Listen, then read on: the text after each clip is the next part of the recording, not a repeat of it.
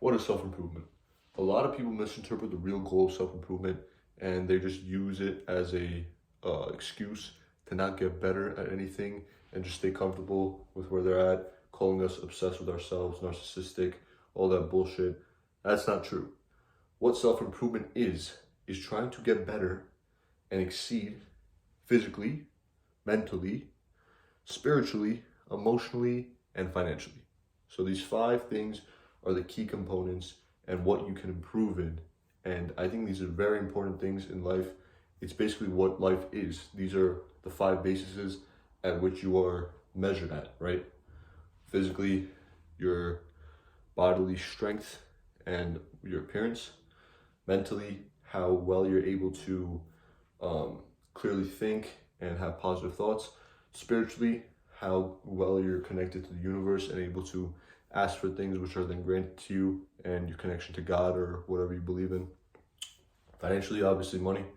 And emotionally, the ability to be in circumstances where your emotions might be tested and you might feel a certain way, but not reacting to them.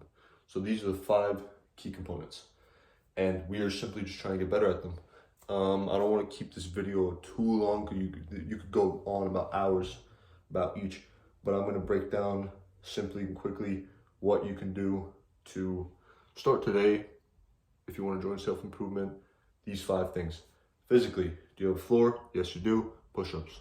You can do it. If you want to lose weight, you need to diet.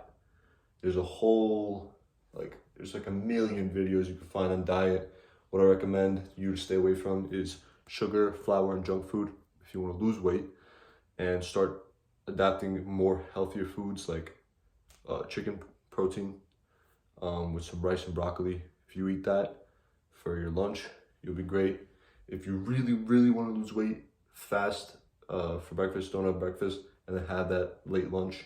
If you want to gain weight, just simply eat more, but still eat healthy. Eggs in the morning, chicken, steak. I know these are all kind of like coming from a point of like, oh my God, like how can you afford to spend all that money and time?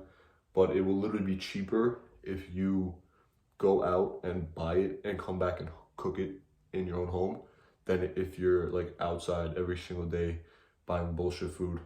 So the only thing you really spend is your time, and believe me, it is 100% worth it physically, because physically ties into mentally. If you're feeling good physically, you will feel better mentally. Not saying you'll be perfect mentally, but if you're bad physically, you're already done mentally. There's no way you're gonna feel good mentally if you're shit physically.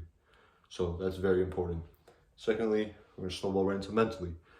Mentally means, I already told you what I meant, your ability to kind of like stay focused, clear-minded, no brain fog. What can help you mentally? Waking up early, 100% will help you. Again, if you get good physically, you will also kind of get good mentally. This ties into spiritually as well, but meditation will get your thoughts really focused. Meditation will help you in like literally almost everything. Mentally, also journaling, writing, literally pen to paper, write down your thoughts, what you're grateful for, will help you so much mentally. With that, we go into spiritually. Praying, if you do that, I don't personally pray. I'm not gonna pray to a God that, I believe in the universe.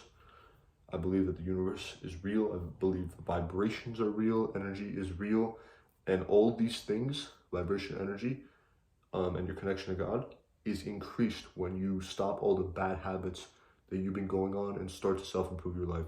Your energy, you will literally feel it. You will feel your energy increasing, and you will be more easily able to, number one, see through people's bullshit, connect with people, and get what you ask for and get what you think and want and truly desire. That's, I think, spiritually is probably the most important. My opinion, most important spiritually. Really take time to sit in silence, no one, no distractions, listen to your thoughts.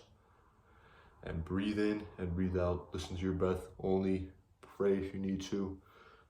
Spiritually is making sure that your thoughts are positive and that you believe in yourself and you believe that you will get what you want. It's one of the more difficult ones to understand and start to improve, but it's definitely real and definitely needs to be worked on, just like any kind of muscle. With that, I come into financially. Financially is a whole different thing. Financially, if I were to separate one, it would be financially, because financially means like you're physically touching something, right? Money. What is money? Money is a currency that we use to trade and exchange for goods and for survival in this day and age. And money is infinite.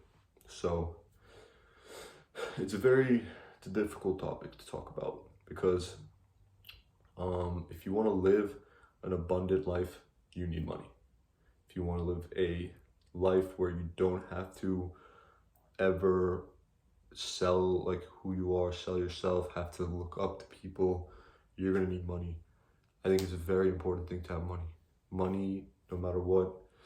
It's the world we live in now. We don't hunt. If you want to hunt, you wouldn't even be watching this video. So you need money, basically.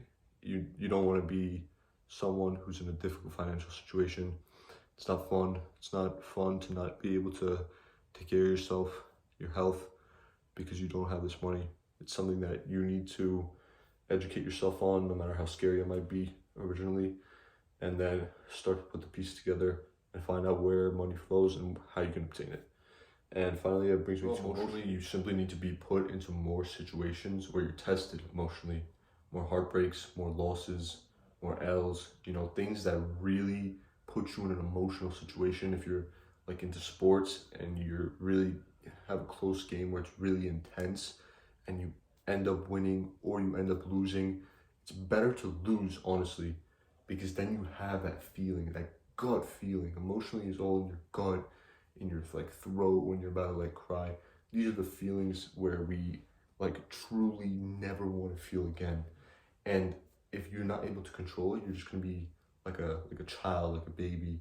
You don't want to be someone who's not in control of their emotions and just lashing out on people, because you will lose respect for yourself. They will lose respect for you.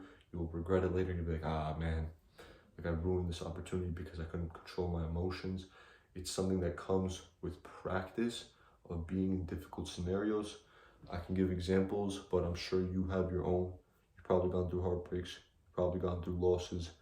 I understand that, and you understand that. But what you need to do is take time to reflect on them.